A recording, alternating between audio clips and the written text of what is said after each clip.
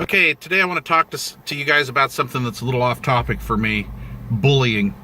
I was driving into town today, going to pick up my son, and I was listening to Lars Larson on talk radio, and he had somebody on there that was talking about bullying. And I just got through talking to one of my kids about this not too long ago, so let's go. I was bullied twice in my life. We had a couple of badass families in our neighborhood. I grew up, was born and raised in Salt Lake City, Utah, and I lived on what they call the East Bench of Salt Lake City, up in the Sugar House area. It's you're not schlepping there. It's not the poor side of town or anything like that, but you're not in like really Richville either. But we had a couple families. One was a Danish family, and the other family was an Italian family. And I don't have any problems with nationalities or anything like that. I'm Norwegian, Italian, and Spanish, so I'm a Nordic Wapican. So there you go. I can't offend this cowboy. But we had the Danish family. They had four males and one female in that family, and they used to mess around with a lot of the kids in the neighborhood and bullied and really terrorized the neighborhood. But I didn't really have too many brushes with those guys. I kind of stayed over in my own area. Anyway, and then I had the Italian family, and they were, let's just call them the Lupos, and they were some mean sons of bitches. They had 3 or 4 brothers in that family that I know of, that I can remember, honestly. And they had like the younger kid, a middle kid, and then the older brother. So the older kids in our neighborhood had brushes with the older kids in their family. They were pretty much badass, and that family just bullied everybody. It was just their thing. They caused trouble in the neighborhood, and they just bully everybody. If you were weak or acted weak or looked weak, they would just, mess with you. And that still goes today. So that's why I'm making this video. I wanted to tell you guys what happened. I fought back, and it was the best thing I've ever done. And what it was the little Lupo, and we'll call him Jimmy, used to torment Buddy and I, and we'll call him Jeff.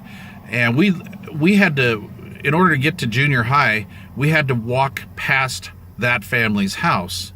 And you'd walk by this kid's house, and you're living in fear. You're like, oh, are they going to come out? Which brother's going to come out and bully me, or threaten me, or try to kick my ass, or whatever?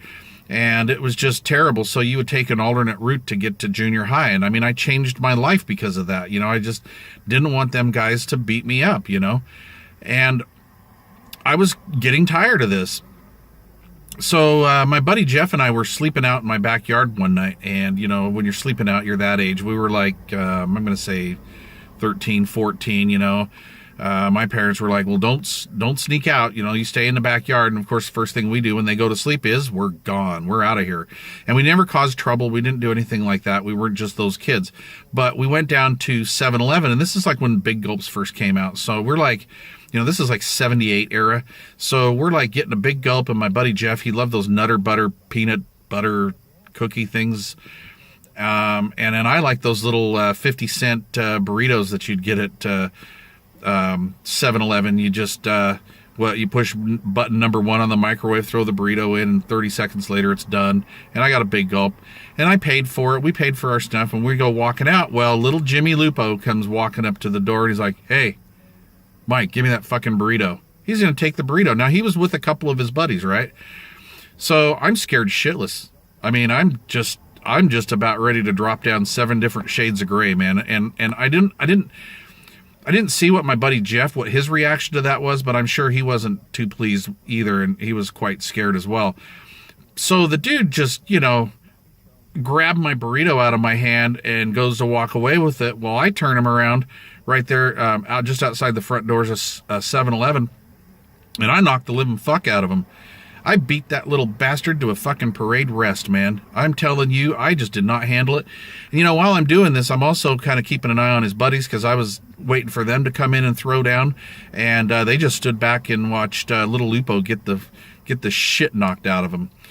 And so anyway, my buddy Jeff, I don't remember if it was him that pulled me off the bully or if it was one of the bully's buddies, but somebody pulled me off because I was starting to slam the little fucker's head on the ground. I'm tired of this, man. I lived in fear for years because of these guys. Now I'm fighting back. All right. So you got to do what you got to do. Well, anyway, I was pulled off of him and everything. And then we ran home. I mean, we ran back to my place like a bunch of 6-year-old girls, man. We were just like, holy shit, we're dead. So for that weekend, I lived in fear, man. I was like looking out the front window. I was expecting one of the big brothers to come down and, knock me around or something, but nothing. So I didn't even want to go to school that following Monday, but I did. So in the hall, man, one of his buddies walks by me and kind of gave me the nod. He's like, I'm like, okay, well, okay. I was expecting to get the shit knocked out of me. Because these little guys, these little bullies, you ever know that they pack around? They're in like little packs because they're a bunch of little pussies. It's like gang members, You get them one-on-one. They're nothing, dude. They're nothing. But anyway, so I'm expecting, the worst, And one of his other buddies walks by, and I'm like, okay, this is kind of interesting. I haven't got the shit kicked out of me yet. Then the little Lupo, he walks by and he just he didn't give me he didn't stare me down. He didn't, hey, like, what the hell, nothing like that. He was just hey, whatever, And I'm like, holy shit, I think I got some respect, man. Some of my buddies, they told me a little while later, was like, dude, that was so cool. You stood up to Lupo. And other kids that were getting bullied by him, they didn't have that issue anymore as far as I know. So I saw little Lupo several years later. I'm going to say probably 5 years later. And he came into a shop that I was working at, and he's like, dude, I just want to, when I was younger, I didn't mean to be the way I was, and I've turned, and I'm a whole different dude now, and and all this. And I'm like, yeah, whatever, okay. And whether that was true or not, I don't really know. But let me tell you what I learned from this, okay? First of all, that didn't turn me into a fighter. So all you little beta males that are out here watching this, oh, now you're a big bully. No, I'm not. I don't like to fight. I don't like to get hit. It hurts. I don't like it. All right? I don't like to hit. I've hurt my knuckles before when I've hit. It freaking hurts. I just don't like it. I'm a lover, not a fighter. It's the Italian in me. What can I say? But I learned to stand up for myself.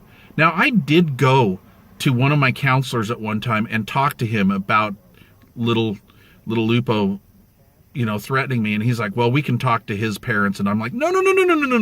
Fuck, that's going to make shit worse, dude. That is going to make shit worse. I talked to my mom about it. My mom and dad are just like, my dad's just like, well, show him what it's all about. And my mom's like, oh, Clifford, don't do that. We'll talk to his parents. And I'm like, again, no, this kid's going to throw down on me and it's going to make it worse. Okay. So you can't do that.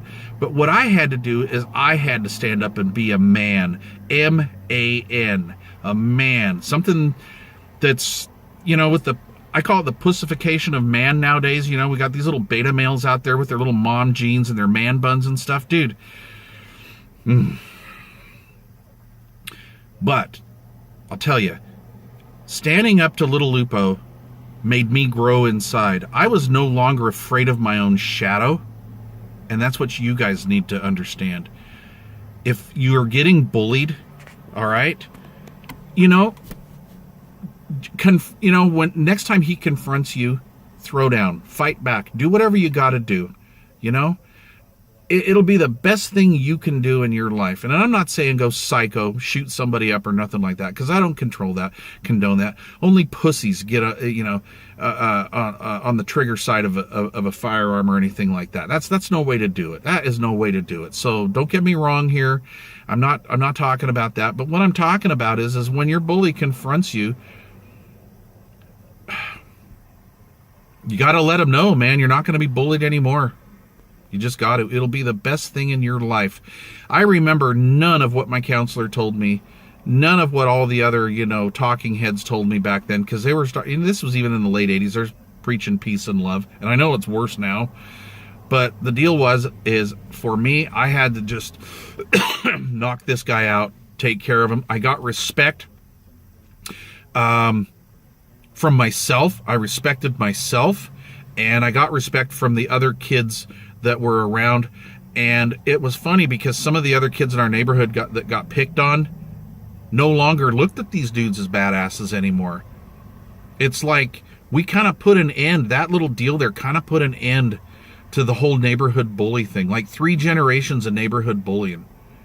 So, you know, take that for what it's worth. All right, thanks for watching. I have one more bully story I need to tell you guys, and I will do that in my next video. So whatever. Subscribe, leave comments. I don't give 3 fucks if you're, you know, for what I did or against what I did or whatever. I'm just telling you that you can't, for yourself, you can't let that continue. All right? All right. Breaker Broke 23. Thanks for watching. Put your comments down yonder. And let's see, I think it'll be this way. Subscribe up here. All right? All right. See you later.